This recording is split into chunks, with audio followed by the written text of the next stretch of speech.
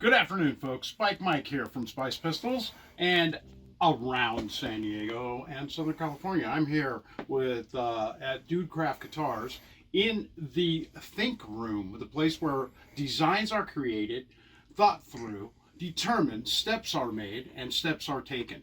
I have in my hands, fresh off, well, out of the wood crate, out of the wood room, out of the wood shop, the Green Room.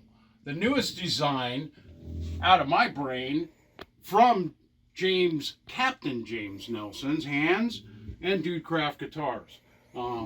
This is the Green Room, as I stated before, by Dude Craft, created to create that surf tone in bass guitar. This thing, well, there's features in the comments, so on and so forth, contact information, ordering information, because you know you want one of these. Because not only are they badass, but they've got the ultra fleck, ultra spec, ultra deep flake. I didn't say fake, I said flake. Look at the color tones in this monstrously beautiful paint. Oh my. I mean, come on. Look at how smooth the neck is. Look how the color changes. Look how the strings make it pop. And check this out. Okay, so these are DR neon strings, right? These are the green tones.